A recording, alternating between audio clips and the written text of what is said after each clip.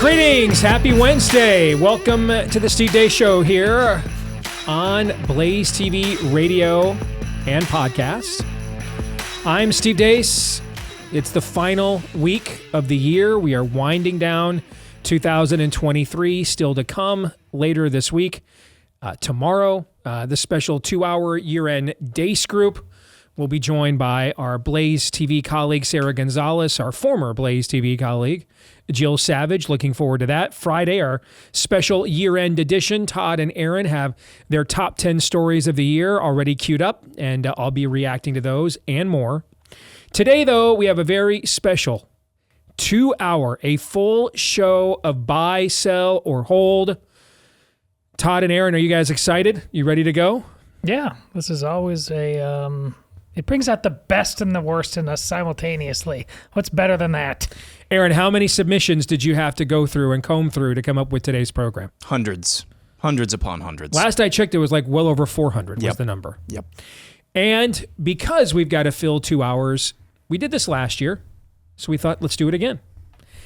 We've got a special guest to help us go through this today, the very pregnant Anastasia Hibbs. Is that a compliment? As Princess Deace. How are you? Good. How are you doing? Are you excited to do this? Yeah, I am excited to do this. Did I do this last year? No. Okay. Jill did this? Jill did this last year. I'm not going to be as good as her. Okay, that's probably true, but that's okay. It is true. Right. I 100% know it's true. But you know what, though? You might be wiser than her because you were telling me before the show today that you have a plan. If a topic comes up that you don't know anything about, you're just going to agree with me. Yeah, like if I don't know, because I don't want to sound dumb, and I don't think you're dumb. So if you agree with something, if you buy it, I'm going to be like, yep, buy. 100%. That's a great advice. You're going to be like, why? I'm going to be like, honestly, all the reasons you just said. I thought we talked about this, Anna. I thought we talked about this. General rule is, when in doubt, just do whatever Dad says. Unless it's something unless I do want to antagonize, then I'll just sell it for funsies. Well, just for antagonistic purposes. What was also happening before the show is Todd was attempting to lure you in to that act of disobedience. Yes. Were you not, Todd? Absolutely. As if you're not a parent yourself, so you decided to sabotage me. Yeah, my kid ain't sitting to my left right now. It's yours. Fair. Perfectly fair. All right. Hour one of the special 2-hour buy, sell, or hold is brought to you by our friends over at Bonner Private Wines. Make sure you check out their Sunai Logico. It is their never-before imported gem of a Malbec from their vineyards deep in the Calaki Valley of Argentina. Why does that matter? That vineyard is the third highest in the world, nearly 9,000 feet of altitude. Why does that matter? Well, that's why it comes highly rated at 91 points. There's no fining, no filtration. It preserves its true natural taste. It also boasts a staggering 10 times more resveratrol and 93% less sugar than those red wines you're buying at the grocery store. And it also tastes a lot better, too. So, Bonner Private Wines is the sole importer of this amazing Malbec. If you want to get a bottle of this exclusive wine, you can by visiting bonnerprivatewines.com/Steve and become a member of the Bonner Private Wine Partnership. But act fast. This Malbec always sells out quickly, especially this time of year. And while you're there, you can also get other wines for over 50% off plus free shipping at Bonner Private Wines, BONNER, bonnerprivatewines.com/Steve. All right, you guys know how this works. Aaron's got the propositions. We will buy for a reason or two. We will sell for a reason or two. Since it is Christmas and it is a holy, sacred time of year, you are permitted holds within reason. I mean, you can't do like an entire 2 hours of them. Nor will you be asked to do anything degrading as it pertains to Lindsey Graham. Yeah, Lindsey Graham celebrates Festivus, so if you hold, you gotta hold Lindsey Graham's poll, his Festivus poll. I tried, America. I tried. Especially in light of, it kind of feels like, after that video came out from the U.S. Senate this week, it kind of feels like we should put old Lindsey down. Like, it's not even I mean, what do we do with that? You know what I'm saying? Let's not discuss. I know, that's what I'm saying. I mean, let's do this really quick.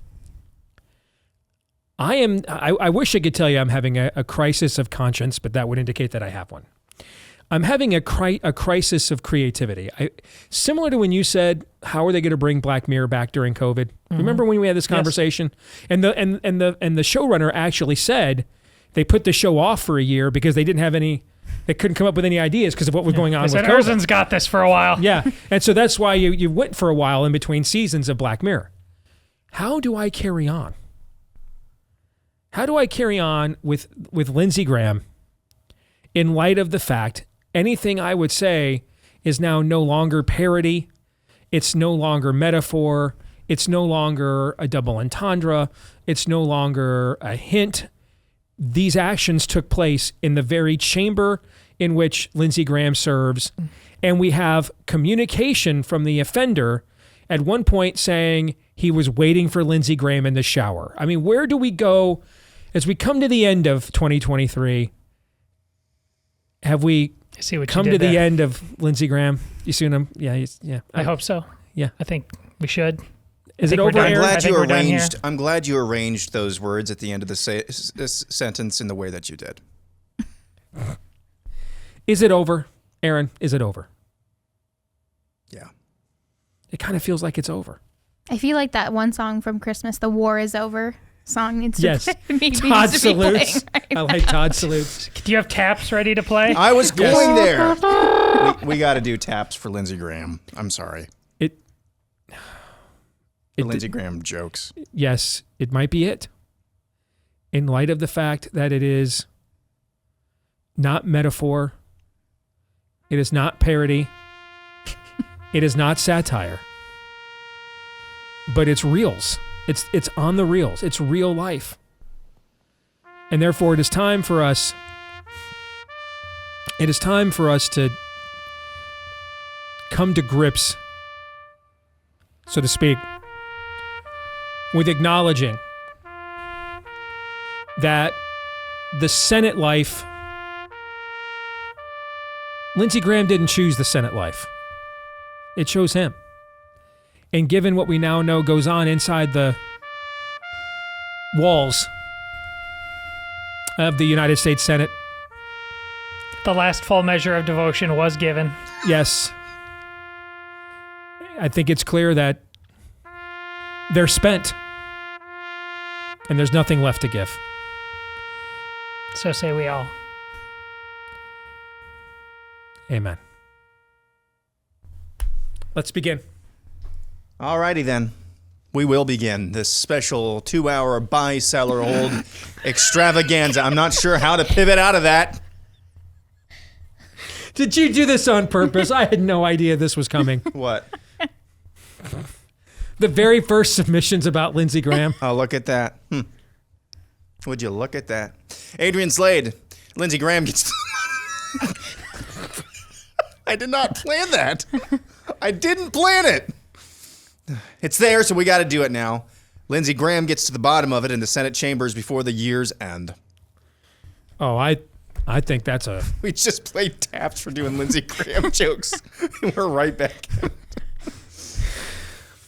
The audience like, hey, we get a vote on this. All right.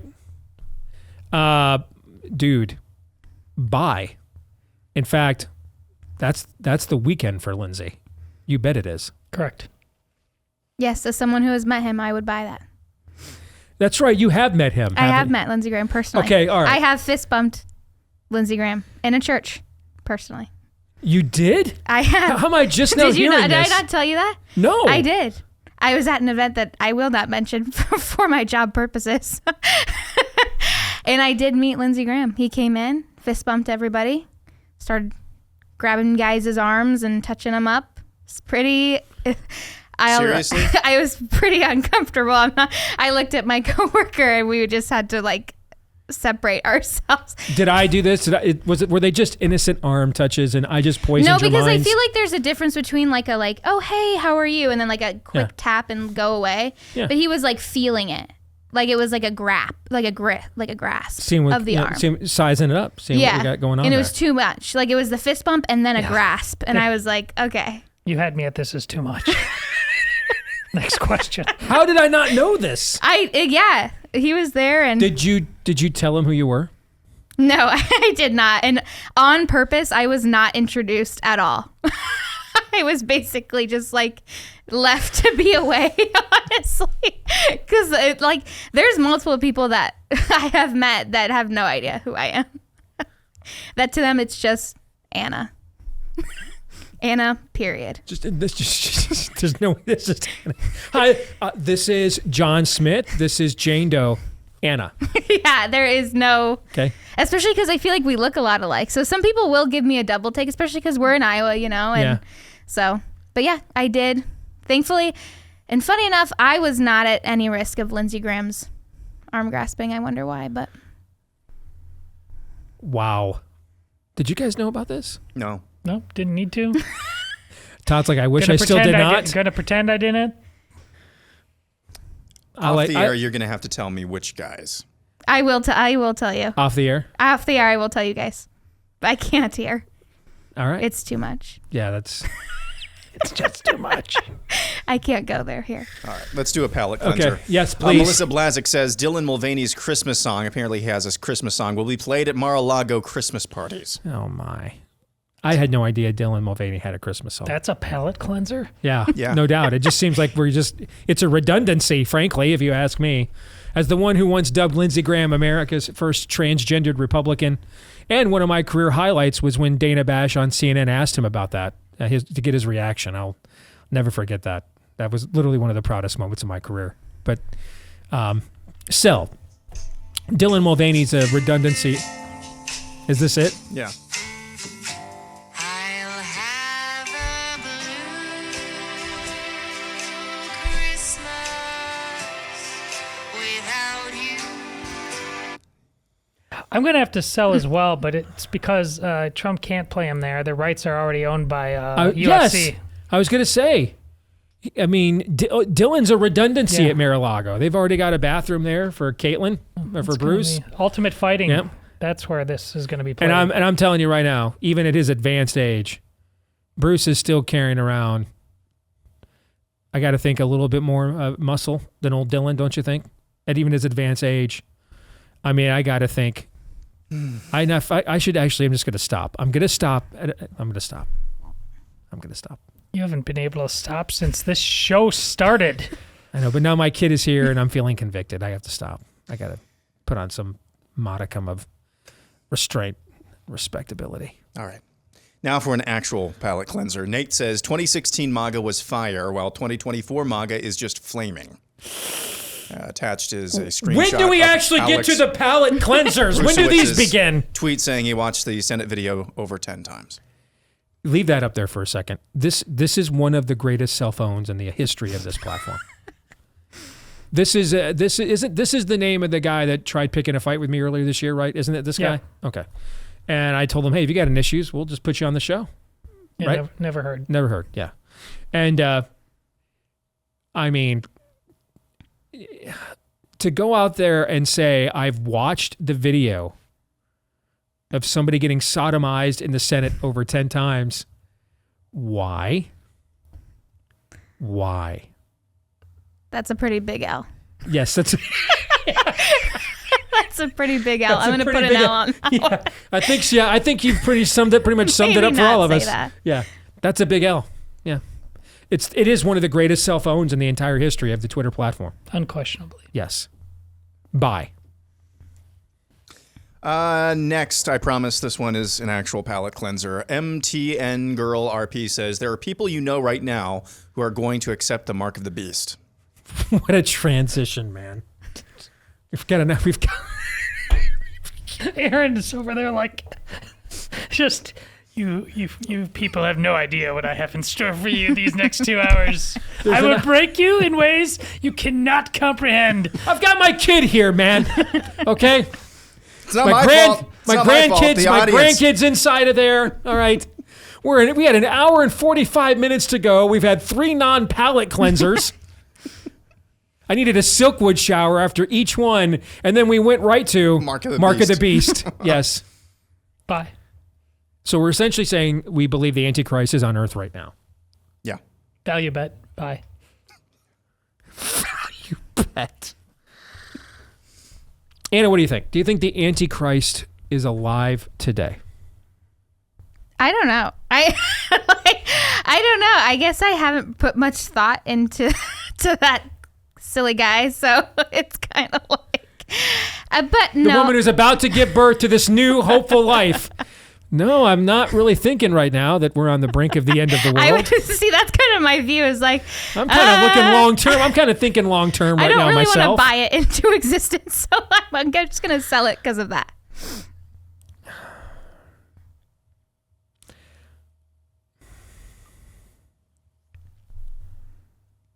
I'll sell. I'll sell.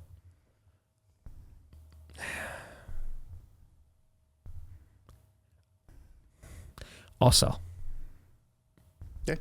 Next up. But I was thinking of hedging by pointing out, I do think there's never been an era where it could be more possibly true than this one. Just because I don't think there's ever been an era in human history where a singular message of dominance could reach, every corner of the globe in literally an instant until now. But I'll sell. All right. Moving on. Aaron Reale says, blasphemy laws such as the founders enacted should be reinstated. Yeah. No problem. Who's defining blasphemy now? Well, that begs that's it why out. I'm We're going not to. equipped. That's why I'm going to vote no. Because I think I don't want to give a blasphemous government that kind of power. They're going to take it anyways. Yeah, that's true. Let's see. Want to get nuts? Let's get nuts. Let's stop acting. They just put the demon statue in the Iowa State Capitol. So I'm amazed that people do not understand the gravity of what just happened and our total lack of reaction to it. It's just a troll, Todd. That's all it was. Just a troll. Have a sense of humor, Todd. It's a shibboleth is what it is. Oh, good use of the word. Anna, are you a buy or a sell? I'll sell it as well. Okay. Next, Samuel Hostetler says John Fetterman is to the right of Mitch McConnell. I mean, I will buy. I mean, from at least in the last month and a half, he's to the right of at least half of the Republican Senate caucus. So now, whether or not he realizes that, that's a harder proposition. Okay. But I will certainly buy that. You bet. Like there's this story going around yesterday that McConnell has a 6% approval rating. But here's the thing. Where is the movement to topple him? Who is the challenger to his power? Yeah. Who is ramping up support to either be an heir apparent or to finish him off? Kentucky just put Bashir back in office. Right. So we're going to try to primary Thomas Massey. We're going to threaten to primary Chip Roy instead. So without any formal opposition to him, his approval rating might as well be 100%. You see what I'm saying? Yeah. I mean, you can have an opinion, whatever you want, of Old Glitch, and that is still the nickname of the year, copyright Emerald Robinson. But you can have any opinion of Old Glitch you want, and everybody knows what mine is, has been for many, many a moon. Nevertheless, if there's no opposition to your authority, then whatever your opinion is irrelevant, right? He just maintains and wields power. That being said, I do think John Fetterman is at least right now this reboot. We will see how long this post-VAERS report, John Fetterman, we'll see how long this version lasts before he goes home for Christmas and they got to reboot him back into a progressive again. Anna? I agree. Okay. So this is where you're deferring to me? No, that part this one I did know. Okay. I'll clarify. I did know this. Okay. All right. Okay. Daniel Garrett says single-colored light strands on homes are blasphemous, and multicolored strands are the only way to go for Christmas light decorations. Please let me go first. You may go first. I got to share about the alien lights. Okay, go ahead. Go ahead. So the last few years, thankfully not this year. Thank God not this year. My dad used to have a great white Christmas tree, and then on the top this like thick bulk alien spaceship looking thing that just sat on top of it with these thick strands of lights coming down. And they were all multicolored, and it just looked horrendous. You remember those, Dad? They looked horrible. They were horrible. I resent the disrespectful characterization of those lights. Everybody agrees. Call anybody from the Deace household. They were a mess. This is the level of derangement that happens, Anna, when you start Christmas on November 1st. Reel this thing in a bit. It's for everyone's good. You're starting to realize this. Thankfully, bulbs started going out, so it got thrown away. The kids freaking sabotaged my lights, Oh, and then had Mom throw them away when I wasn't around. because it was, for somebody who loves Christmas so much, that was rough. I thought the lights were nice. Now, I do agree. The lights I bought this year, which do a lot of the same things, but do not look as intrusive and look more natural lighting, are an upgrade. I agree. Don't you agree? That this year's, Yes. didn't take much. Yeah. So I do agree with you on that. So Okay. single-colored light strands are blasphemous. I by completely seller disagree. Sell. I sell as well. I also sell. I kind of think if we're talking about restoring blasphemy laws, maybe there needs to be a little bit higher threshold of blasphemy than whether you like multicolor or single-colored Christmas lights. Fair? Pick and choose your battles. Yeah. I think it's got to be a little bit more, narrow and specifically defined than that. But yes. Next, Sarah Menser says the Florida grand jury impaneled to investigate COVID-19 vaccines will be extended another 6 months and will return their findings just in time for the 2024 election. So I'm going to sell. That's I how think I you're care. going to see their findings here yeah, in the next couple of weeks, agreed. is what I think. I'll sell. Next, we go to dueling politics. Trump is convicted in one or more cases, wins the primary, but the GOP says it will not allow a felon to be on the ticket at the convention, further splitting the party, just as Democrats planned. That would be something if it's Republicans and not even. I mean, the Democrats are ready and waiting to do it, but the Republicans gladly beat him to it. I'm buying just because can totally see this. I can't see any scenario where Romney McDaniel and the RNC takes any kind of that sort of stance against Trump. I can't. If anything, they're more likely to change the party's color logo into an orange jumpsuit, and I can't see that. I can't see any scenario where they make some kind of a stance like that. Ron McDaniel's not calling any shots. Yep. And I can't see any position where the people in charge that are calling her shots would do it. I can't. I think it would take, for that to occur,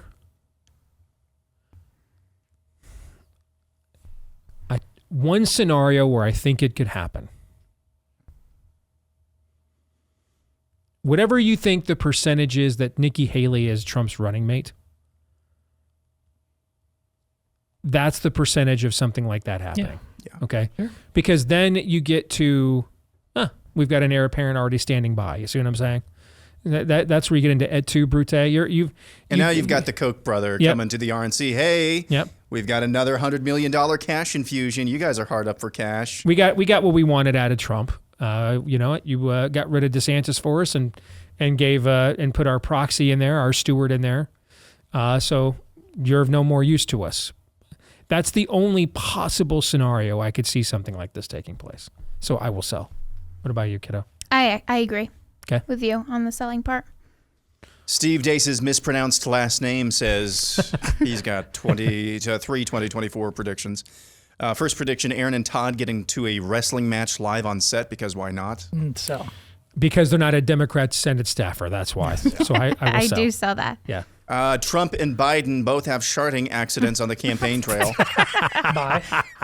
I'm going to sell that. I got to buy just because I love the word sharding. I mean, I just love it. So I mean, I would random. just randomly insert it into sentences and places. You know, if I made a movie, not like produced one, but like got to direct it hands on, I would just like randomly insert sharding Easter eggs. I just love the No, term. that's why they're not going to Okay. let you make that This is the movie. most random thing I've ever heard. I do. I just think sharding is one of the greatest words that's ever been created. You can't say that word without a smile, without breaking out in laughter. I mean, it just, I mean, This is so weird. Yeah. Yeah, Like the it is. most random thing I've ever heard. I've never heard you say that. it is, man. I mean, how do you say, I dare you. I dare you. Someone says sharding and you don't smile in response. Get it? No. Sharding. Okay. Automatic for me. No matter what mood I'm in, drop a reference to sharding and I'll have that little twinkle in the eye. And finally, final This is so weird. prediction from Steve Deace's mispronounced last name. Steve grows a beard. I Sell. cannot. Yeah, I can't do it, man. I cannot grow a beard. I've tried. It grows really good for like 3 days, and then that's it. It stops. I can't grow a beard. So sell. So, Next, Andrew Parr says traces of monkeypox virus will be found in Senate chambers and will be gosh. need to shut down for the 2024 fiscal year. From your lips to God's ears, Andrew.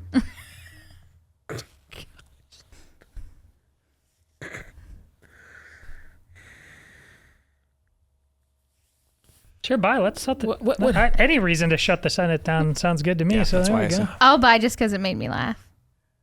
That's as good a reason as any, but what are we doing here as a country? What are we doing? Sharding. Don't. We're not starting. Yes. We are doing that. Yes. Next, we go to uncommon sense. Satanists are just atheist trolls. That's probably true for most. I mean, I would say the ratio of people claiming to be Satanists who are, trying to, communicate to Dormammu and aren't just trying to troll you is probably pretty high. So I think as a general rule, that's likely. Either I'll buy. way, really super smart constitutional four-dimensional chess folks. Either way, it's not protected by the First Amendment. Not. Agreed. I agree with that. Anna? I'll sell because I think that, like you said, most of them are, but I think most of them are without meaning to be. Like, I think a lot of them believe what they're saying to a certain extent, if that makes sense. Next, we go to Sean Griffiths. If you can only keep one movie per row, the correct All right, choices let's say this one. We've only got like 2 are minutes 4, left. 6, and 10. If you can only keep one movie per column, the correct choices are 1, 10, 7, and 4. For those of you listening on the podcast, sorry, this is why you have to watch the show sometimes. It's a grid of classic Christmas movies, and we will throw down when we come back from the Yeah, from the I break. think I'm going to establish when we come back that I think I disagree with him on every row, actually. Only that? We're yeah. getting intense. It's Yes. getting deep in here. Yeah, I mean, other than I don't think he got any of his 3 options right. You did a pretty good job. I think he did a good job. I think there's going to be a lot of agreement there. Other than that, it 3, I sucks. thought we get 4 options. Is it columns or rows? Both. No. Yeah, both. So we'll do that throwdown when we come back. I'm not sure I'm smart enough to do both. I might have to do columns or rows. I mean, I have to do horizontal and vertical both.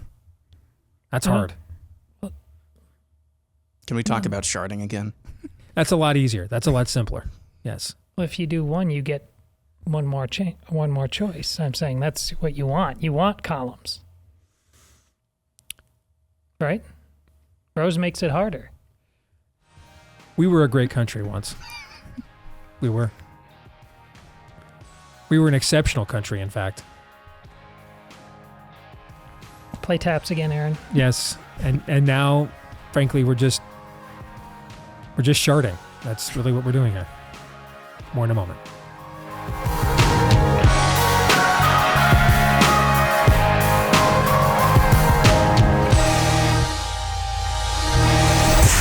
The Steve Deace Show.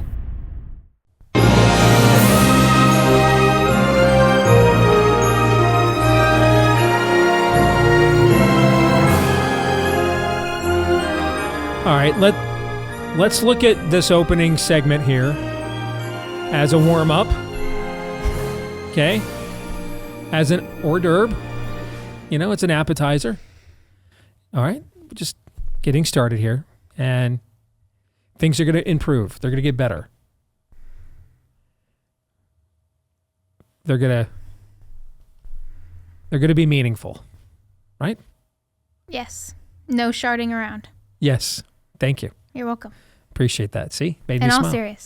all seriousness. Yeah, I can't help but smile every time I hear that word. But we're going to mature now, and we're going to try to give America the programming that it needs, and more importantly, it deserves. So let's pick our favorite Christmas movies out of columns and rows. Indeed. So Aaron, reset this. Yes. So this is from Sean Griffiths, who has a photo of a grid of classic Christmas movies. Should I just read off the movies for our podcast listeners? Across 1, 2, 3, 4. We've got National Lampoon's Christmas Vacation, which my wife and I just watched earlier this week. We've got The Polar Express, Elf, and what's the last movie there? Miracle on 34th Street. Miracle on 34th Street. Across the second row, we have Rudolph the Red-Nosed Reindeer, Rankin Bass. We've got A Christmas Story. We've got Home Alone and the Jim Carrey Grinch. Along the bottom row, we have Tim Allen's Santa Claus, It's a Wonderful Life, Die Hard, and The Peanuts, whatever that. Charlie Brown Christmas. Brown Christmas. Okay. That is. And so we're doing these horizontally? We're doing both. Both, I guess. Okay. All right, so we're gonna. So Sean says if you can only keep one movie per row, our poor podcast listeners have no idea what's going on right now. I'm sorry. If you can only keep one movie per row, so there's 3 rows, the correct choices are 4, Miracle on 34th Street, 6, A Christmas Story, and 10, It's a Wonderful Life. If you can only keep one movie per column, the correct choices are 1, 10, 7, and 4, which would be Christmas Vacation, let's see, It's a Wonderful Life, Home Alone, and Miracle on 34th Street. So I don't disagree them as much as I thought. Horizontally, I would have Elf actually number 1, as much as I love Miracle on 34th Street. But I'd have Elf number 3 horizontally. I agree. Number 6 in row 2 with A Christmas Story. And I agree with It's a Wonderful Life at 10. If we did this by columns vertically, I would do number 1, number 10, number 3, and number 4.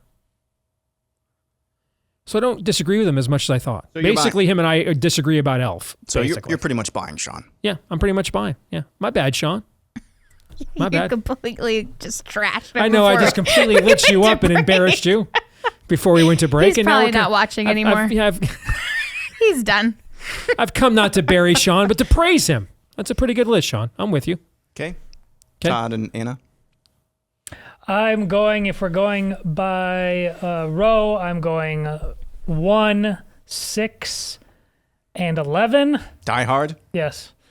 And if we're going by column, I'm going 1, 6, 11, and 8. So you're going Christmas Vacation, Christmas Story, Die Hard, and Jim Carrey's Grinch. Sure. Anna, you have any thoughts?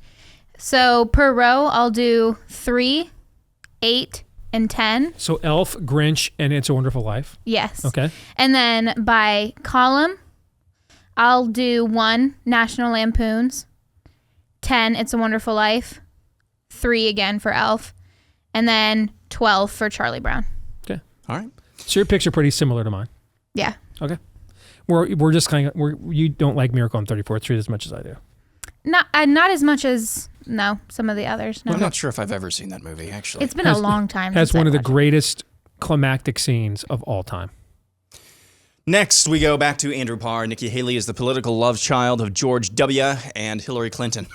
Well, I mean, by her own admission, this is largely true. It's kind of self-evident. I'll buy. Sure. She said herself she was inspired by Hillary Clinton, and she's basically a Republican from 20 years ago. That's essentially George W. Bush. So, yeah. Makes sense to me. Yep. The Smoked Orange says, in light of Minnesomalia's new flag, we will see at least one state incorporate rainbow colors into their state flag by the end of 2024.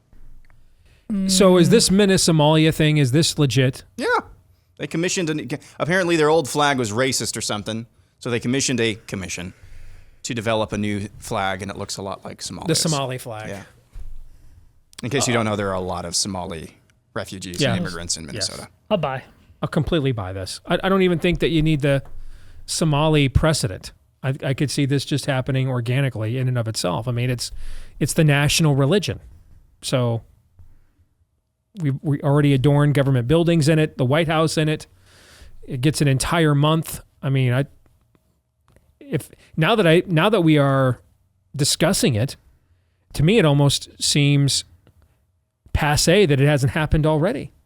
What do you think? I'll Princess? sell. Because I don't think it'll be incorporated into our current flag, but I do see them like raising that, like the LGBT whatever flag more with the American flag. Like usually we only see that kind of stuff during Pride Month. Mm-hmm. I see them doing it more so, a lot more. Because right now I've heard that there's like talks of them trying to put in the Palestinian flag in that, the LGBTQ flag as well. Like people are starting to do that too. Like I've seen bumper stickers of that as I've been driving. So it'll be like your typical LGBTQ flag with the Palestinian flag in there. There's a lot going on in that. So you're right that during Pride Month every year, well, when the Democrats are in charge, the embassies put the rainbow flag up on, with see, and the I see it American happening flag. more so like just as a regular thing instead of just that month. I see them raising both together. Have you guys seen that meme that goes Queers for Palestine with the logo? And then next to it, there's a picture of queers in Palestine, which I won't describe. Have you guys seen that meme? I have not seen that. It is brutal. Okay. You can only imagine what the queers in Palestine meme looks like. It's pretty brutal. By the way, Todd, breaking news from the Babylon Bee. I got to get your reaction to this. Pope Francis announces church may bless same-sex couples as long as a priest ends blessing with no homo.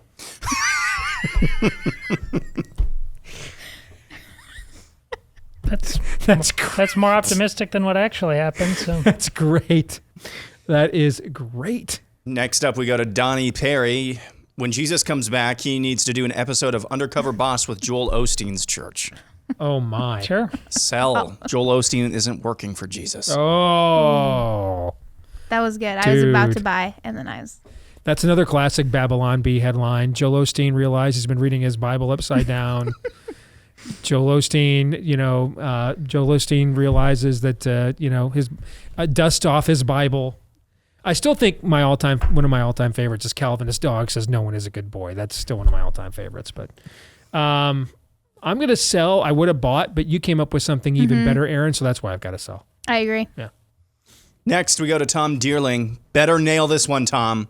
Top 5 movies in trilogy form. Number 5, Spider-Man, the home version. Number 4, Godfather. Says that would be number 1 except for part 3. Number 3, Star Wars episodes 4 through 6. 2, Christopher Nolan's Batman. And 1, Lord of the Rings. It's a pretty good list to me.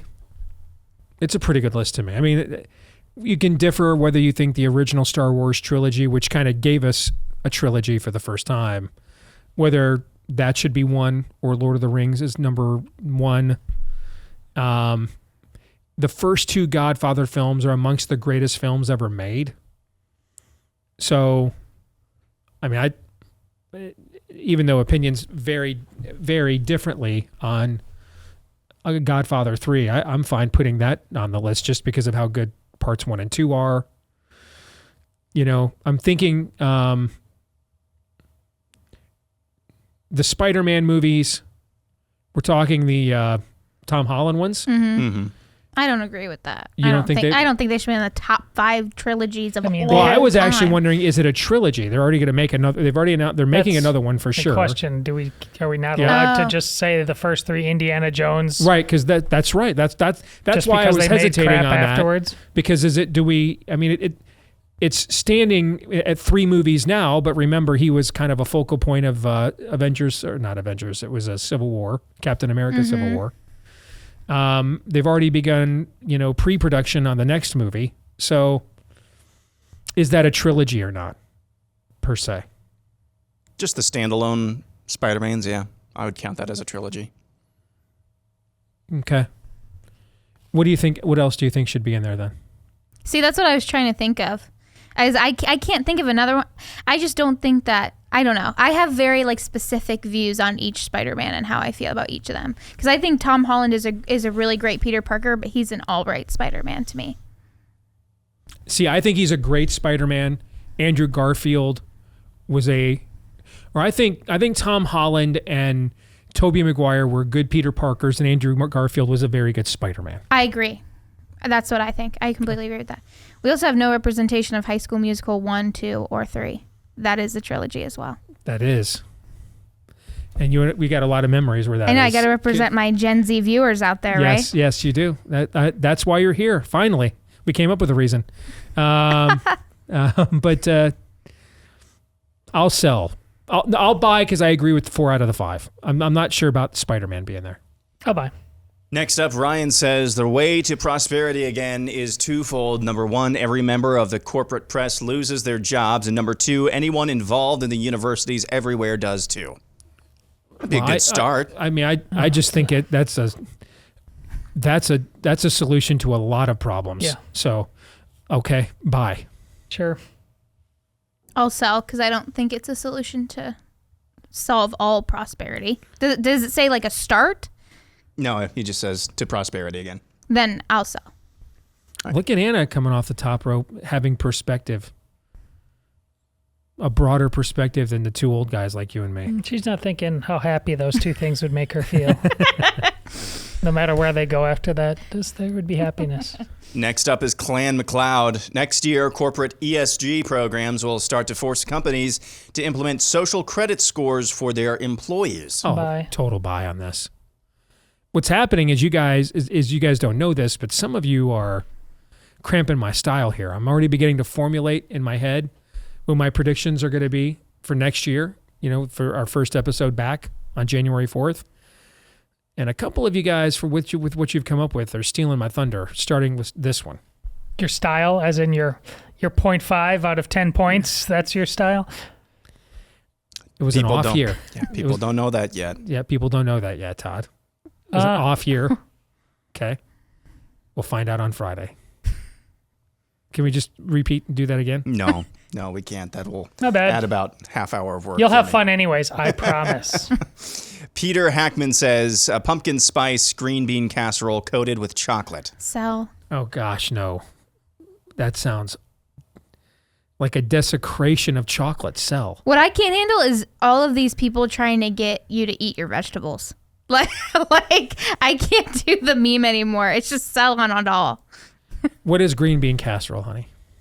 I hate it. I hate green bean. Are you wanting me to tell you like what's in it? No, what is it? Gross. Yes. And it's horrible. Yes. The only salvageable part of green bean casserole is like the French onion stuff on the top. But you can just buy those in a can. And separate. And I eat them separate while they're making it. Not have to sully it with any of the rest of the disaster that is in that concoction. But Zoe, my sister, like she'll just eat that. She'll have you guys save it and eat it. Zoe likes green bean casserole? She loves green bean bean casserole. We were doing great until you threw that in. Girl. What I got to teach you about argumentation is don't offer up any don't exculpatory information unless asked. Okay? We had him totally cornered and feeling ashamed. All right. Oh, there was no shame. and then you preemptively, because you're a sweetie, gave him a lifeline because you didn't want to look like you were too condemning. And you're like, well, I do know some people I care about that I don't think are idiots that like it. My kid sister does. Don't do that. Okay. All right. When you have your opponent down, no mercy. Sweep the leg. But I want a good relationship with everybody here. I want peace and goodwill towards men. These men. I'm impressed that she was even allowed to escape the vortex. I just assumed they're non-negotiable. You don't. I think she's the only one. I feel like she's rooting for Ohio State in your house by eating green bean casserole. It's not quite to that level. But she is very antagonistic. That would be her, though. She is very antagonistic. And by the way, what I'm saying about that is, Zoe, root for Ohio State in your house. All the kids have some of Dad's personality traits, all right? The ones Anna has are very obvious. Zoe absolutely has my contrarian. I don't need to join. I don't care what anybody else thinks. Yeah. I'm my own person. I'll choose the opposite just because you chose the one I wanted to choose. Yes, she completely has that. Okay, she's fine going her own way. And I don't know if I've ever told you guys this story before. One time, when she was little, she announced that she was going to be a vegetarian. Do you remember this? Yeah, she announced that. She told me beforehand that she was going to tell you that. She was going to be a vegetarian and do her own thing, and I bribed her. I bought her off. I think I offered her $5. I offered her $5 to eat some bacon and not be a vegetarian anymore, and she took the money. And I thought, and then I thought at the end of the transaction that I had, tricked her. And then after I gave her the $5, she had that she still has to this day, that look she has on her face when she kind of got over on you, And it wouldn't shock me at all knowing Zoe as I do now. If she just was like, I really wanted some money out of you, old man, so I'll just get him to buy me off and tell him I'm being a vegetarian. And it worked. It worked. I do remember that. Yep. Oh, that's funny. Next submission we don't have time to get to in this segment. It is a top 25, a definitive top 25 list of best Christmas movies and specials. Oh, wow. Instead, before we get out of this segment, we will go to Sheepdog 1458, which I'm not putting up on the screen because I don't want to give away the other one. The correct Christmas present opening tradition is one gift on Christmas Eve, Christmas pajamas. Christmas morning, everyone is given one gift to open at a time, no tearing into them all simultaneously. This is the way. Merry Christmas, gentlemen and gentlelady. It's kind of the way we've done things. Yeah, I'll buy that as long as the people opening the gifts are respectful that everybody else wants to open their gifts as well. Like when Noah was little, my little brother, and he'd go, and he would take take these little pieces of tape off. And then you see me come into the home video, and I just rip, and I'm like, let's open it, buddy. So as long as the people opening are respectful, your passive aggressive way of let's go. All right, no, that was good. I'll buy. Yeah, that's how we did it, so I like it. I'll buy. That's kind of the only way to do it. I think there's mixed opinions on opening one present on Christmas Eve. Some families do that, some families don't. But opening them all together at once is just kind of... That's a lot. Yeah, that's a lot. Didn't in A Christmas Story, didn't both the boys open them all at once? Yes. Yeah. They just tear into them all at once and have at it. But there's just two of them, too. True. Yeah. So, all right, when we come back, we'll continue on hour 2 of a special 2-hour buy, sell, or hold. Hopefully you're having as much fun as we are, or aren't. More in a moment.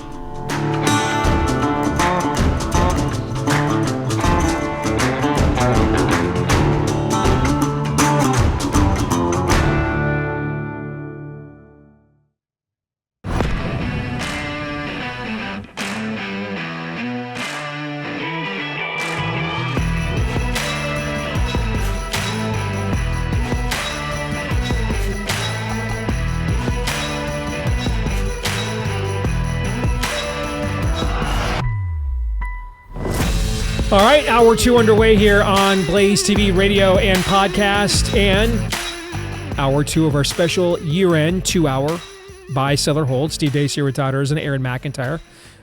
My oldest daughter, Anastasia, is here with us as well. Part 2 brought to you by our friends over at Preborn. If you're looking to make a donation, particularly this year with year-end giving, a very worthwhile cause and a very effective ministry, our friends over at Preborn. They understand that truth and grace isn't just a catchphrase. It's not a buzzword. They actually practice it over there. They confront moms who are considering murdering their children with the truth of a ultrasound. And that ultrasound, 80% of the time, convicts them that isn't an unviable tissue mass. It's not a blob. It's not my body, my choice, but that heartbeat belongs to somebody else. And they don't go through with something they'll regret the rest of their lives. But they also know that there's a reason usually that mom was considering that. Chances are, if she is in a marriage with a husband who cherishes her, she's not going to consider an abortion. It's not even on her radar. It's the women who aren't in those kinds of relationships that typically are. So they know these women need support, they need help, and they're there for that as well, whether it's postnatal care, prenatal care, counseling, even car seats, all of this that they do for both the mom and the baby. They love them both, and they do it for free, provided, though, that they have funding from people like us. If you'd like to make a tax-deductible donation to Preborn today, just go to preborn.com/Steve. That's preborn.com/Steve, or dial pound 250 with the keyword baby on your mobile phone, or just go to preborn.com/Steve. Let us know what you think about what we think by emailing the show, steve@stevedeace.com, DEACE. Like us on Facebook, me, we, and Gab. Follow me at Steve Deace on Facebook. I just said that. Follow me at Steve Deace Show, I should say, on Twitter, TikTok, Instagram, and Getter. And then also, if you are a podcast listener, you can also just leave us a 5-star review. We'd really appreciate that, especially if you like the show. Even if you like it just a little bit. If you don't like the show, we would not ask you to lie. But if you only kind of like the show, we totally would ask you to exaggerate then. All right. We just want to see 1 and 5-star reviews. That's all we want to see. None of that 2 and 3-star stuff. Nope. 1 and 5. That's it. Preferably more 5s than 1s. Thank you to all of you that have left us one of those 5-star reviews. And also don't forget to subscribe or follow. That way, every time we do a new episode, it shows up in your feed every single time. All right, Aaron, let's continue on. All right, I teased this at the end of the last segment. This is from Ed McRae. Here's the list. Most agree on, he says. Give you a chance to discuss some of these greatest films and specials, Christmas films and specials. Definitive list of the top 25 greatest Christmas films and specials ever made. Number 25, Scrooged from 1988. That's really good. I don't think I've ever seen that. Try that again, honey. Sorry. I don't think I've ever seen Bill that. Murray? Really? I don't know that Yeah. it belongs in the top 25. I don't think I've ever actually seen that. It's really good. I'm going to sell on it being in the top 25. Top 50, okay. Not sure about top 25. Number 24, Holiday Inn and White Christmas. This is an Excellent. automatic. Yep. See, I've never seen either of these I either. saw it a couple days ago. You would like it quite a bit. They're on our list, Stephen Yeah. and I's movie list. You'll like it quite a bit. Number 23, Ernest Saves Christmas. Come on, No. man. No. You lost me at Ernest. No. Number 22, The Santa Claus. Sure. I could put I it do there. like those movies. Well, Tim Allen's great. Number 21, Emmett Otter's Jug Band Christmas. Ain't no hole in the wash Classic. tub. It's a classic, man. Classic. Nah. It is a We're classic. gonna watch. Stephen and I are gonna watch that today. Yep. Nah. I'm so excited. Barbecue. Just a pretty girl dancing to jug band music. I love Emmett Otter's Jug Mr. Band Mama's Christmas. barbecue. That's right. Woo. Yes. Have to have that on there. Total buy. No. Number 20, Home Alone and Home Alone 2, Lost in New York. Think so. It's do for a like Home Alone. generation. It's become Particularly the iconic. first one belongs Yeah. there. The second one's not bad, but the first one's a classic. You bet. Number 19, Christmas Eve on Sesame Street. I'm gonna sell I have that. no memory of it. Yeah, I have no memory of it, so I'm going to sell. Number 18, The Muppet Family Christmas. No. No, I'm going to sell. I don't remember that either. Number 17, The Muppet Christmas Carol. This one I I'll do buy. like that one. Yep. Yeah, I'll but buy this on was this on one. the TV a couple days ago. Yeah, it was good. Number 16, Rankin Bass, 1974, 'Twas the Night Before Christmas. If I anything, have it to needs buy to be this. higher. I completely agree. I love this It's one. my favorite Rankin Bass one because even A Miracle Needs a Hand. I love this. It's one of my favorites. Bye. Yeah. Number 15, Mr. Magoo's Christmas Carol. I don't think I've seen No that. idea. I would not put it in the top 25. So. Number 14, The Year Without a Santa Claus. Never heard of that. No idea what that is. That's a good That's one. where Santa takes the year off. He's Yeah, take- that's a good one, but it shouldn't. I don't think it should be that high at 14. It's too high. It should definitely not be ahead of 'Twas the Night Before Christmas. No, it should not. Or ahead of the Santa Claus. I But this agree. is the one where Santa gets kind of a midlife crisis and takes the year off. Yep. And then regrets it later. It's pretty good, actually. I'll buy that it's on the list, but it's too high. Number 13, Nestor, the Long-Eared Christmas Donkey. Too low. I love that one. I love Nestor. I do. I think it's fine where it's at, Do you? personally. It's good. Okay. I mean, Have I you all love. ever heard the song Dominic the Donkey? Yes. Ben is obsessed with that song Is he? right now. Okay. Yeah. But Nestor is incredible. I love Nestor. I do love Nestor a lot. Number 12, Elf. Too Needs to be low. higher. Too Yes. But it belongs on the list, so I'll buy.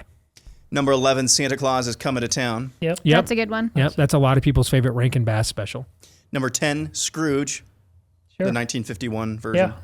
Yeah. Yeah. That's the Alistair Sims one. That I think, All right? time. Yep. Yep. Okay. Yeah. The writing is small on my screen, but okay. Number 9, The Little Drummer Boy. I like that one a Yeah. lot. Yeah. It's too high. And there's no way it should be ahead of Nestor or 'Twas the Night Before That's Christmas. fair. They could switch places. But I'm okay with it being on the list. It's too high. Number 8, Frosty the Snowman. That's Cla- too high for me. Yeah. Too high as well. It's Has to be on the list. It though. was a must as a kid, but Yeah. now watching it, it doesn't hold up as well as some of the other ones. Number 7, National Lampoon's Christmas Vacation. I tell you, I said, I think earlier, Bella and I watched that earlier this week. It just delivers Yep. every single time. Yeah, it does. It was really funny. Yep. Todd and Margot. Yeah. And why is the carpet wet, Todd? I don't know, Margot.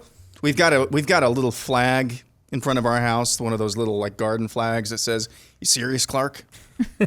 Just love that It's movie. the gift that keeps giving all the year long, Clark. I know Steven had never seen that, and we watched for the first time this year together, and he was like crying, laughing. He thought that was so funny. It's hilarious. tremendous. It is. Yeah. It is. I agree with it where it is on the list. yeah. I'm okay with it being that high. Number 6, Rudolph the Red-Nosed Reindeer. I mean, it's Yep. the I love OG that of one. Rankin Bass, so it has to be somewhere on the list. So bye. Number 5, Miracle on 34th Street. Yeah. I love the film, and like I told you last segment, it has one of the greatest climactic scenes of any film in any genre. I think. Number 4, How the Grinch Stole Christmas Yes. from '66. I'll buy that. I think the movie with Jim Carrey is way better than the special. So, and that's not on the list. So, it has to be on the list, but I think the Jim Carrey movie is the My- best my wife iteration of would the character. Fight you over that notion. She can't stand that movie. Number 3, A Christmas Story. All time, Too high for me, but all time classic. Yes. Yeah, And number 2, A Charlie Brown Christmas. all time Bye. classic. Yep. And number 1, It's a Wonderful Life. One of Love the it. greatest Yeah. films ever made. That was a pretty good It's list. a pretty good Ed. list. My list would look a lot different. There's a lot, at least 5. But now, more. you know, you've compelled me over our break. I may come up with my own list, and I'm actually curating I my. can't believe it doesn't exist. Yeah, that's I kinda have. weird. You sent me like a sample. I don't know if they were in order. Did I? You sent me Okay. a list. Maybe I'll send it to you so then you can put them in Okay. order. Like I'm curating my top 100 Christmas songs. The problem is I've got like 3 different versions of Little Drummer Boy, and 3 different versions of Oh Come All Ye Faithful. Okay. Steve You know? doing a Christmas list of movies and specials. Candy cane, candy corn. What I love Todd's reaction to how I can just go off on these like serious tangents, like almost like these, you know, ex cathedra rants, okay? And then I'm like, well, right now I'm really struggling with, I've got 4 different versions of Little Drummer Boy in my top 100 list. I'm trying to trim it down. It's one Okay. of the greatest parts of knowing you up close and personal is to watch how it all comes together. It's just, it's damn amazing. It really is. Next, for some whiplash. Paul Howard says the quality of play in the NFL and college football will decrease due to the portal and NIL, as players will not stay anywhere long enough to get developed properly, especially when they're already making good money. Absolutely.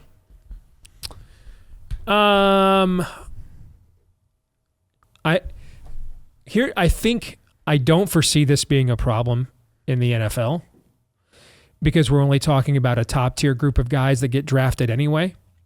I definitely think this is a problem in college football, but I think you're gonna have to be specific. What I think you're gonna see but I don't think you're gonna.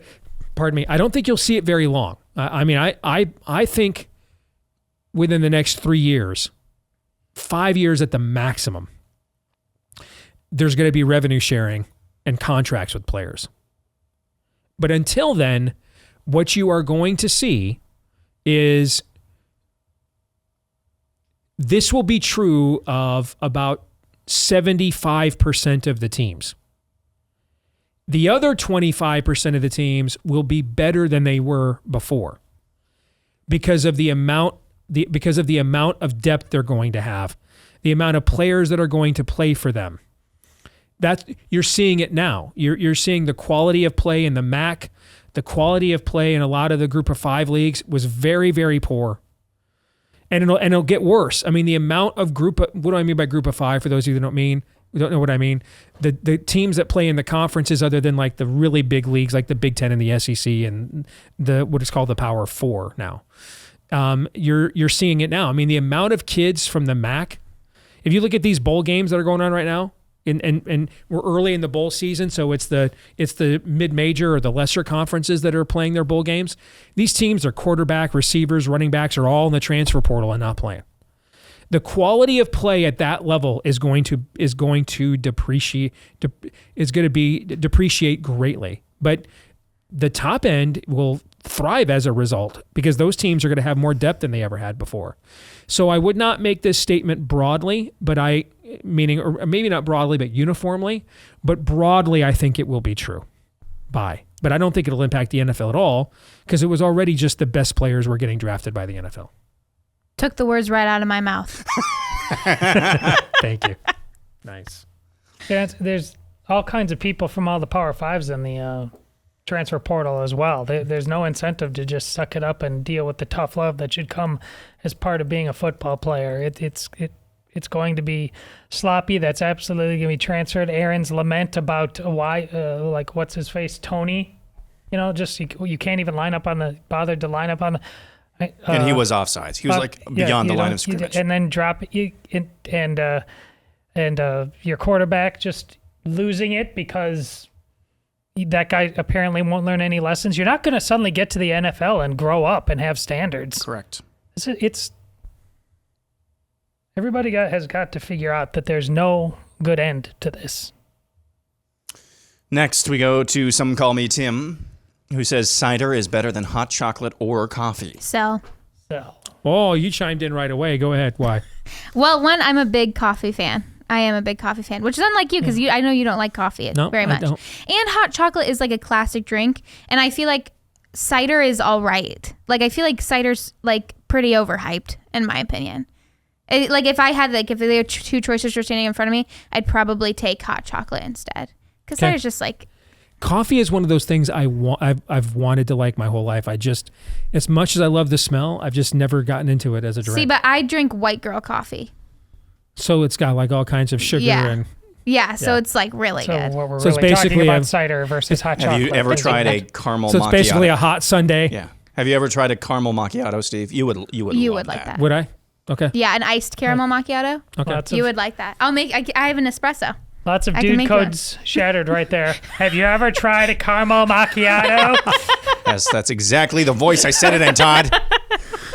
But no, I know you can do that voice though. You buried the lead. The best part was his assumption that I was going to like it. All right, that was the best part. Let me find the most feminine, plain white girl drink. Steve, I know you would like this. Okay. I blew through many, many, many dollars of my dining funds in college getting the overpriced caramel macchiato at the cafeteria. It is super good. I have to tell you, your mom found for me pumpkin spice hot chocolate. I cannot tell you how freaking good it is. I mean, it is incredible. Wait, she just recently? Yeah. You hadn't found that before? No, I had not found. That seems like one of the I had simple not found ones. pumpkin spice hot chocolate before, and it's really good. It's really good, man. Here's the thing with apple cider. It's This is it. And next hour, the 10 biggest points that you need to know about Calvinism. But first, apple cider. The thing with apple cider, the thing is, it's usually really good or it's not. You know what I'm saying? To me, I think when it's really good, man, it's phenomenal. But when it's just, you're like, apple juice is better than this. So I love apple cider if it's really good. You can get very limited in the fall, at least around here, a pumpkin spice apple cider, and it is, wow, it's good. All right, folks. It's now come to the time of the show where we need to sing a song. All together with me. 1, 2, 3, 4. This is Amazing Grift. This is from Pumpkin Cat 1031. Oh, no. On MAGA Grift, why isn't anybody singing with me? The polls are sound. They'll save his candidacy. Although he lost, we all are bound to milk every penny. Why didn't anybody sing that Too with soon. me? It was good the way you sang it. We wanted to hear you sing it. Thank you. Yeah, I'm not ready. I'm trying to save America, man. I'm not ready for this yet. I think that's number 191 in the Trumpnal. The Trump. I don't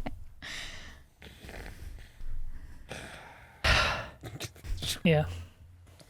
I loved that one that you guys did about the like Trump worship songs that you guys just recently did. That one was popular It is when well with I my posted. poll. Yeah, that one was really popular when I posted that. well People with loved that. Did you guys see the Photoshop that I posted? It is well with my polls is incredible. Okay. That is absolutely profound. That is great. It's hilarious. It is well with my polls is awesome. Yes. That made me uncomfortable. Like you could be like a hardcore Trumper and laugh at that. You know what I'm saying? That's good-natured Babylon Bee level of parody. This is when Donkey looks at Shrek and says, "You cut me deep." I mean, this one I'm not ready to. That one hurts to hear. Okay, that one I'm not. I'm not seeing the humor in that one. Did you, Kind of did you guys feeling see like I this got kicked between the Photoshop legs. that I made? It's Trump's head on Joel Osteen's Bible. No. This is my polling. I am what it says I am. I have what it says I have. I can do what it says I can do. Today I'll be taught the word of Kahali. I boldly confess my mind is pudding, my heart is darkened, and I'll never ever change. In Rasmussen's name. See, again, this is too painful. I don't. This one hurts me to hear. I'm not. This one stings. I will tell you, I did this yesterday. No, Monday I did it. I muted any words that refer to polls on Twitter. I gotta tell you, man, that's a whole different Twitter experience. Spring cleaning. It is. Muting any reference to polls. The amount of conservative accounts I am seeing now that I have not seen in like weeks or months. It really shows you how much content we do that is based on polls on the right. On the right, how much content we do based on polls that aren't even, who cares if they're even references to Trump? I mean, it's really just, it is stark to see what happens when you look at conservative Twitter and just take out and say, I don't want to see anything to do with any polls.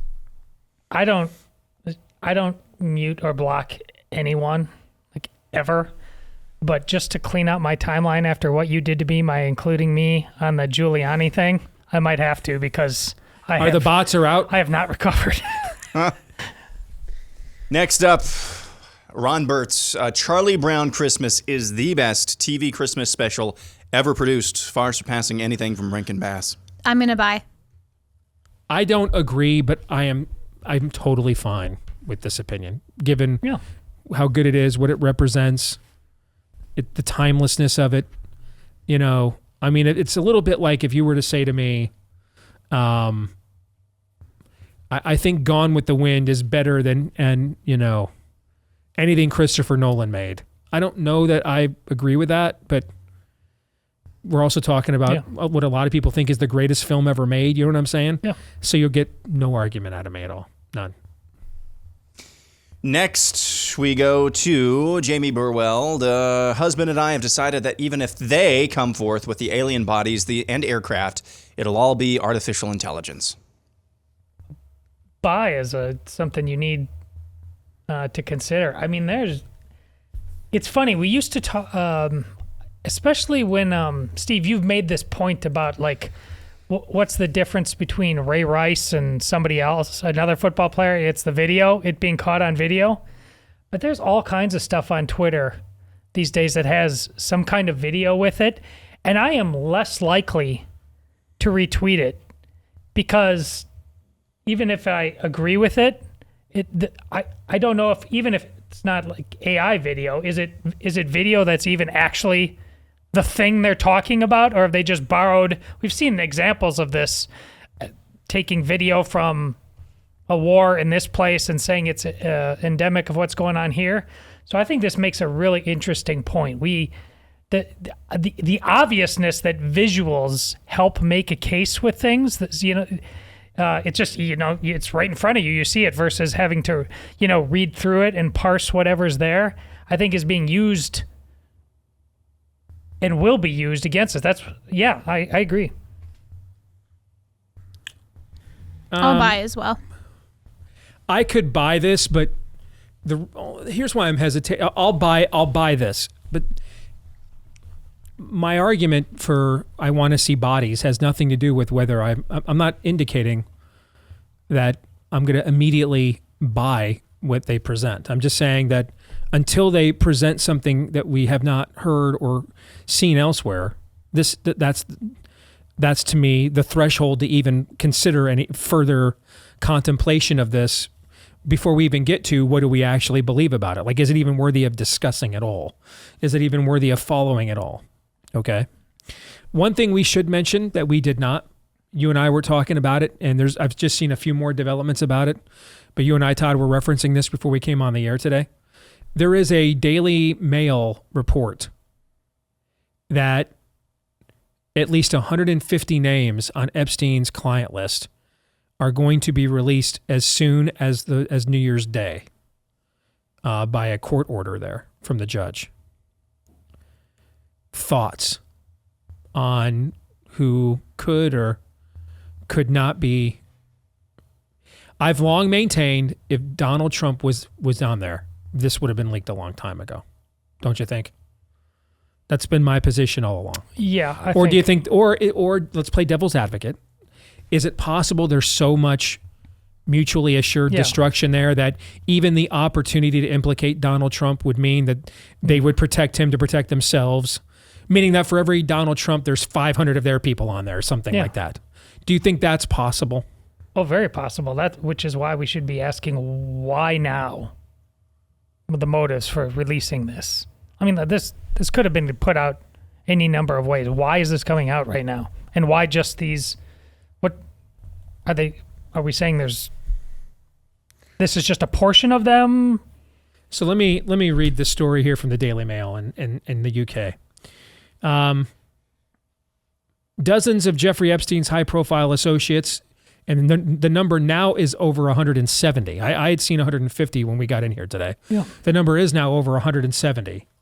Are in for a New Year's surprise as they will be named in court documents set to be released the first days of 2024 as soon as January 1. Although since that's a holiday, it'll likely be that the documents are made public the next day.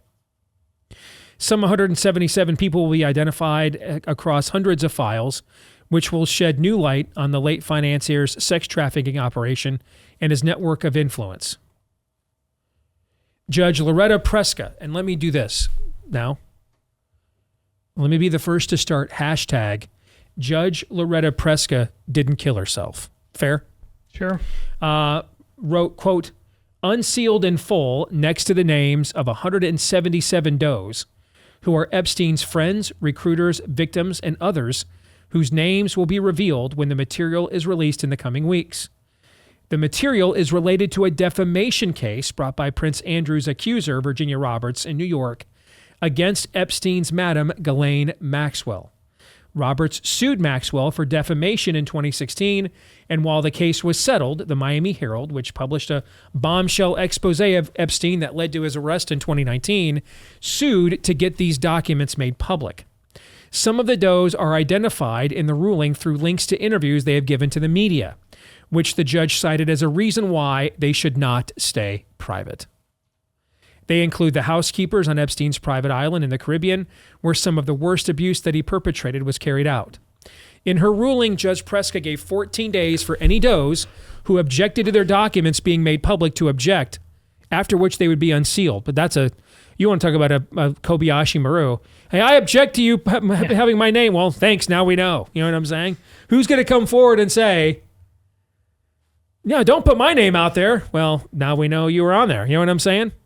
Are you better off trying to stop by doing that, or just praying that yours not one of the 177 names that comes out, right? Okay.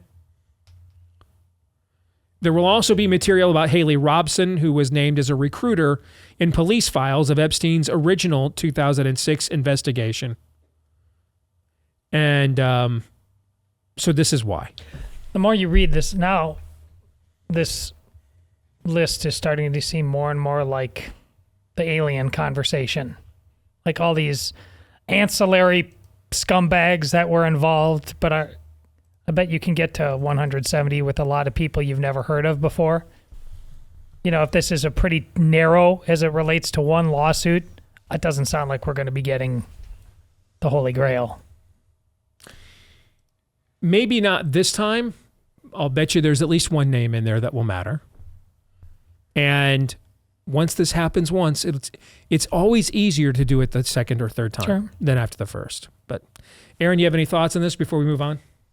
Got about 3 minutes here. I'm good with everything crashing and burning. That just burn it all down. I'd be fine if that's what this accomplished. Well, our official show position is that rape ought to be a capital offense. And if you sexually assault a minor, you should be, and you're convicted, you should be executed. So, commenso festival. There it is. Okay. All right, continue on.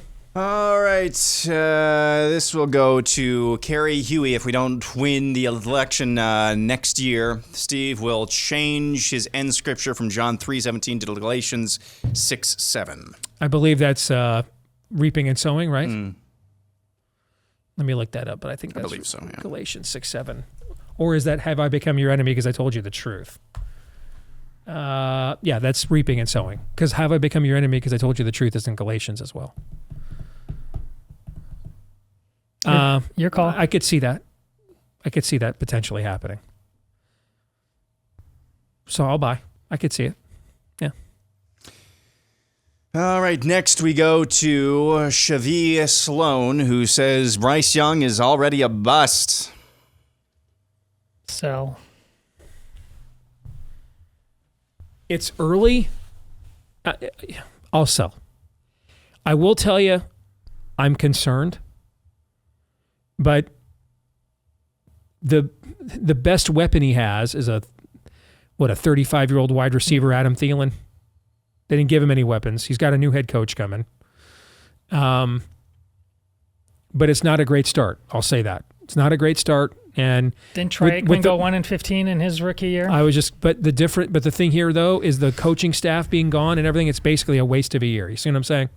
So it's another year zero next year with a new coaching staff. He's a rookie again next year. But I love the kid, love what he's for, love what he's about. Think he's a great player, but it's not been promising. The reason I think he's a bust is because, like, every quarter, it's the same thing with the USC guy. Everybody, how many tanking for Tua? Tua's in what, year 4 now, and it's finally coming together. But you got a Tyreek Hill on your team. Lawrence, same thing. It was you got everybody's like this. That quarterback in this draft, that's Jesus. He's going to walk on water next year. You do it every year over and over again because it's soap operas for men and you can't help yourself. Settle down. Go sports. Go football. Go Vikings. Skull.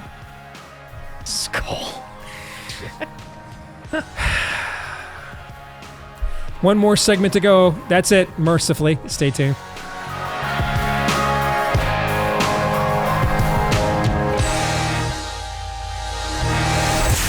The Steve Deace Show.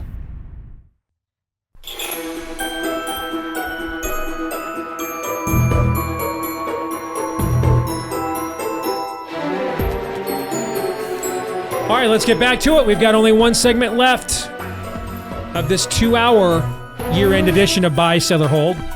We'll get through as many of these as we can. You guys ready? Ready. Let's go. All right.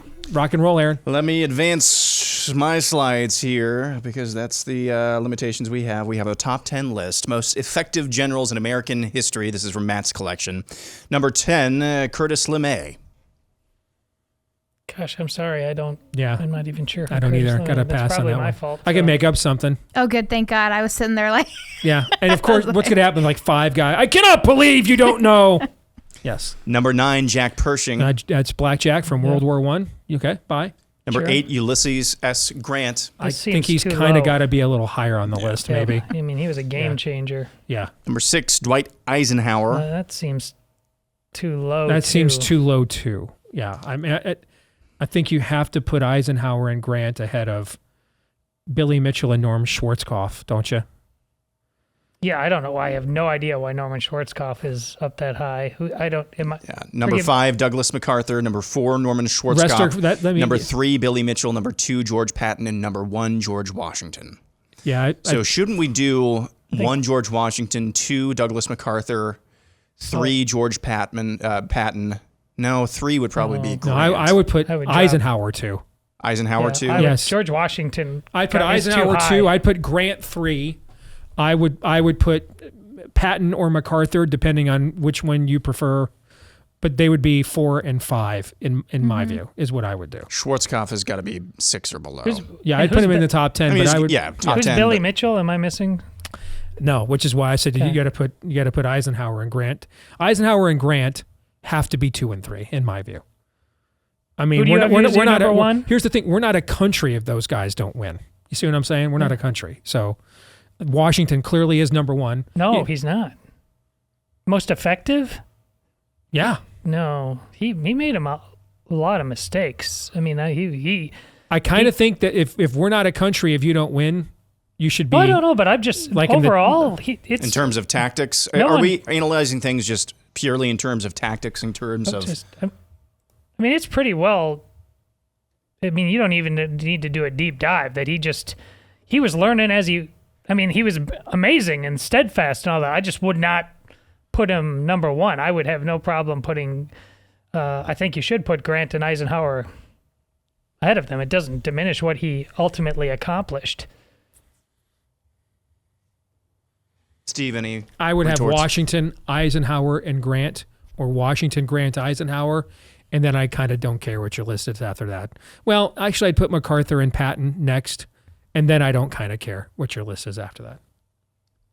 All right, next we go to Bacon. Abraham Lincoln ushered in the era of big government. I know this is a very So- popular Ron Paulista take. So I'm going to sell. I think you're trying to.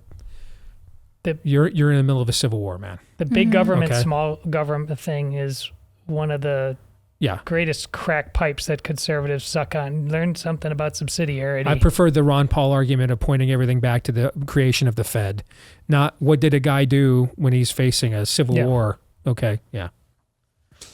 Next we go to Dacian memes for unvaccinated fiends. Christmas Day and skiing are the only 2 times snow should be allowed. So I So- love the snow. I'll sell. I think it should be permitted to snow until January 2nd. I wish we had snow right now in Iowa. I'm kind of sad we don't. Yeah. As long as I love snow at Christmas, I'm fine with snow in the holidays. And then January 2nd, I detest it. This is where I see you. You know, once you get into your mid 60s, you have potential to become a James Bond villain with if you have the resources to alter Weather, yes, it could happen. I love living here except for 2 months out of the year. January and February. Other 10 months, I love it. January and February, not so much. You remember when you went with me, Todd, down to Dallas when we filmed The course. End for Nefarious, right? Of course. And that was in January, late January. Do you remember how my complete demeanor changed seeing blades of grass in the sun? Yeah, and then I remember as we're landing and we're looking out the window and you're narrating. You're The desolation. You're like Colonel Kurtz, and Yes. Great analogy. Yes. you're just whispering over my shoulder. Yes. "Oh, it's death out there." Yeah. Honestly, that Yes. actually happened. Yes. It did. Yep. Next up, we go to Rambo's carving knife, who says the lead up to Christmas is great, but Christmas Day is a dud after around 8 a.m. Sell. So Sell. come on, Who man. hurt you, Like we- Rambo's I know. carving knife? Who hurt you? I was just thinking Who that. hurt you, Rambo's? Like we had a great Christmas day last year, man. We playing the games and everything. I thought it was See, great. like I sell what he just said, but I would say that Christmas Day after 4 p.m. is kind of Because there's a lot going on right away. yeah, because Yeah. it's great, and then it's eat, and then I look over you're dead asleep, Grandpa's dead asleep, Grandma's dead asleep, everybody's out. Yeah. We've already watched all the Christmas stuff, so it's kind of we're just sitting there all right, Yeah. Merry Christmas. Yeah. Next, we go to Tyler Schlosser, who says 2024 will be worse than 2020 to 2023 combined. Who hurt Sell you, that. Tyler? Everybody and everything. I'm Yes, goodbye. telling you, guys, I just Gird thy loins. this baby bump over here is my whole year right now. Straight up. It is the only thing about 2024 that I am remotely looking forward to. I mean, yeah. I am firmly in something wicked this way comes territory, man. That being said, I have to sell on this. As negative as I am, I do not believe we're looking at another. Look at you, you plucky go-getter. I don't believe we're looking at another. You may never come out of your homes ever again. Who knows? Okay. If you were to tell me 2021 and 2023 combined, maybe. Yeah, but the wide Yes. range selection of 2020, that's what makes me sell. 2020 is a uniquely terrible year in all of human history, not just our recent lifetimes. Yeah. Next, we go to Evan Smith. 2023 was actually a good year in the sense that we got to see people take their masks off and show us who they really are. In other words, we got more clarity, and that's a good thing. If this is new to you, then I get that. But since it's not to me, just being reminded of things I already knew, you know, and It just made it much more sad. yeah, yeah. I mean, from my perspective, all a lot of you got to see is why I am the way that I am. You know, we were playing a game the other night at the house, and what was it called? Hot seat or something? Yeah. Okay. And one of the questions, name that one of the cards I had that you guys had to answer a question from me. Name something about me that people that don't know me well wouldn't know, or something like that, right? Yeah, it was like a misconception Right. kind of about you. And all of you had answers like that you're pretty fun, you know, that kind of stuff, right? Okay. The stuff many of you learned this year, I was forced to learn long before you. And it's why I turned out like this. Okay. So I didn't need it to learn it again. Yeah, like a lot of people's comments were like, why aren't we doing things about this? You're like, exactly. Yeah. Me, 2009. Okay. When I still had a chance to be salvaged, and now I'm done. I'm dead. I'm finished. I'm a burnt offering here. Okay. So no, I don't agree with that because I didn't enjoy relearning things that I kind of already knew. So no, I'd sell. Todd? I don't even remember the question. 2023 was actually a good year. No. Oh, yes, sell. Anna? I sell. All right. Okay. Moving on, we now go to Prepper Girl, who says, as a new listener, I haven't heard you address this, but I keep finding friends and relatives who believe and still believe in the Q crap. Her submission is this. She also says people are even melding it into their faith. She says, in 2030, there will still be people saying, trust the plan, and the military is in control. Well, I mean, this is this establishment of a new cult. Yeah, I don't think there's much of a question. QAnon is a blend of Gnosticism and astrology for MAGA. Yeah. I just think it's kind of another American cult. So, sure, I could believe, you know, that. Are you telling me people are going to see Donald Trump? He's not dead in 2030. I saw him at a McDonald's in Kalamazoo. Okay. There's this guy that was interviewed, a man on street interview, who was just adamant that Mike Lindell is actually JFK Jr.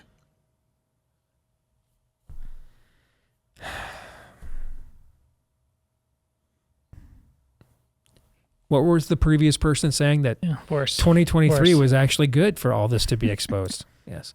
I remember the first time I ever heard QAnon, I was still doing the sports show with Kurt Schilling. Do you remember this, Aaron? I came in that morning to do the show, Yeah, well, and Kurt, I can see Kurt on the screen in his office, and he's dying laughing.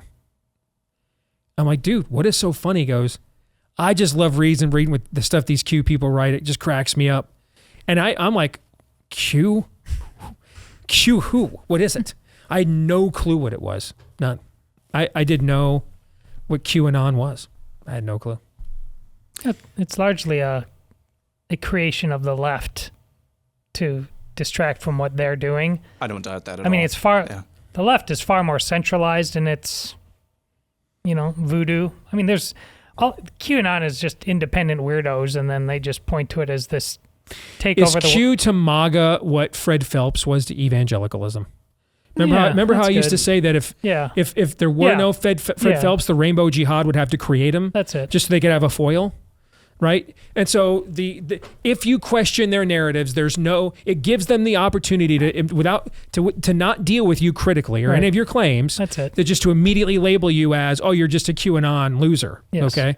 So there's no distinction between Trump's been in control the whole time, to which I would say, well, he's doing a pretty crappy job if you look at what's going on in the country. All right? Why is he So- eligible to run again? Exactly. If he had, so there's no distinction between that and can you show me your studies that tell me that masks are effective against airborne contagions? Because I keep reading your studies and they say the exact opposite. There's no and it gives them a chance to not deal with your criticism and immediately just say you're just a QAnon loser. Right. Yeah, I agree. Okay. All right, next up, we have an email. This is from one Robert Orlando. Robert Orlando is a filmmaker He's our and buddy. documentarian. Oh yeah, our old buddy who made he Trump's featured Rosebud. you in Yeah. Trump's Rosebud. He emailed the show. I don't Merry know if you- Christmas, Robert. Yeah, Merry Christmas to you, Robert. He emailed the show. Actually, I was a production assistant on that film as well. Didn't get a credit, Robert, if you're listening. I mean, I was your You frickin- suck, Robert. I take was, it all I back. was your freaking chauffeur. Okay. I rearranged the studio for you. Didn't get a damn credit. But Robert, this is Not that he's bitter. Not that I'm bitter at all. Gentlemen, I hope you are doing well. Because it's the holiday break, I'm going through unsent emails and found this one that was meant to be sent to you after one of your shows when a caller or tweet came in and stated a list of rock and roll 1-2 punches, which I thought was relatively weak. If that is you, Robert Orlando, putting you on blast. Below is what I quickly came up with, but I've yet to send. If you ever revisit the subject, joining in on the conversation would be fun. Merry Christmas, Robert Orlando. You ready for this? Yes. He's got a top 10 rock and roll 1-2 punches, and it's All a right. pretty damn good list, in my opinion. So we mean like lead singer, lead guitar. I think so, yep. Okay, all The Pantheon, he titles this list. And he's got them in tiers. 1 and 2 are in one tier. 3 through 10, it looks like maybe are in another tier. Not quite sure. Number 1, Plant Page in Zeppelin, particularly 4. I took my settlement money from a car accident that nearly killed me before you were born and took some of that and got stage passes to Page and Plant when they were on their reunion tour, summer of '95. And I saw them at Hilton Coliseum in Ames, and they came out for the encore, and it was the Ames Symphony Orchestra backing them up on Kashmir. Wow. And it was freaking incredible. And I've tried to find, after you've told that story a couple of times, I'm sure it's one of those things that you just had to be in there. I cannot find a good recording of the orchestral accompaniment of that. So I'm a little jealous of that. Number 2, Roger Daltrey and Pete Townsend in The Who. Sure. I mean, I'm a huge Who fan. You know that. You heard all this all your life growing up. But, I mean, one of the great frontmen, one of the best songwriters. They kind of created arena rock. They were kind of the first mass stage show, and you could even argue, the greatest drummer of all time was Keith Moon. I mean, he was incredible. Well, that was your intro for a while, wasn't it? It was We for a Won't Get long Fooled time. To me, I think the greatest rock song of all time is "We Won't Get Fooled Again," and if it's not, I've never heard one better. So it's just as good as that song. Number 3, Roger Waters, David Gilmour, and Pink Floyd. They hated each other, but phenomenal. I watched a Dark Side of the Moon special last year. Like, where the lyrics, we're just two young souls living in a fishbowl year after year. No one told you when to run. You missed the starting gun. I mean, the level of lyricism in their songs is like up here compared to most rock songs, right? There's that, and then there's AC/DC. Let me cut your cake with my knife. Okay, subtle. So where did this come from? And Gilmour said, I didn't know this. His wife is a poet laureate and would consult on his lyrics. Well, that makes sense then. Okay. That makes sense. The high level of their... Also the acid. Well, there's that. All right, we've got 2 minutes left, and we've got Okay. to get through the rest of this list. John Anderson, Steve Howe, and Yes So at number 4. I'm not a big Yes guy. Yeah, I don't either. Alex Lifeson and Geddy Lee and Rush. That Okay. deserves to be in the Yeah. top 5. I'm Although not I even a think- Rush fan, but I can appreciate it. I think the drummer of Rush is the best musician in that trio, but okay, I'll buy. Number 6, McCartney and Harrison in the Beatles and the White Album. Okay. I love you, Rob, but this seems like an attempt to be too smart by a half. I mean, it's McCarthy and Lennon have to go together, period. And I know Harrison was technically the lead guitarist, but they're the greatest songwriting duo of all time. They have to go together. Number 7, Mick Jagger and Keith Richards in the Rolling That's Stones. a no-brainer. Yeah. It's got to be a little bit higher, maybe. Probably. Yeah. Number 8, Steven Tyler and Joe Perry and Aerosmith. Okay. Sure. Your mother would agree. She loves Aerosmith. Number 9, Axl Rose. Yeah. And Slash. Guns N' Roses. Okay. I'd kind of want to see who else is in there, but okay. And number 10, Bono and The Edge. Yeah. I think they have to be higher than that. I mean, you're talking about arguably the most important band since the first British invasion. You know, the Floyds, the Zeppelins, and the Stones, kind of their ascendancy. They're arguably the most important rock band since that era. They have to be higher than that. Honorable mentions: Cornell and Thale in Soundgarden, Kiedis and Frusciante in Red Hot Chili Peppers, Allman and Betts and the Allman Brothers, Bon Jovi and Sambora in Bon Jovi, Paul Stanley, Ace Frehley in Kiss, Nice. Morrison and Krieger in The Doors. That's it. And poor Eddie Van Halen let down by the fact that he couldn't stay with a guy long enough. Yeah, I kind of feel like he's got to be in there somewhere, but that's not a bad list at all. No. Yeah. Did you have fun? Had a blast. Do we have more for the overtime? Is that what we're doing? We do. All right, we're going to stick around, get to a few more for the overtime before we say goodbye. So stick around if you're a Blaze TV subscriber, and you should be at blazetv.com/Deace. Otherwise, John 3:17.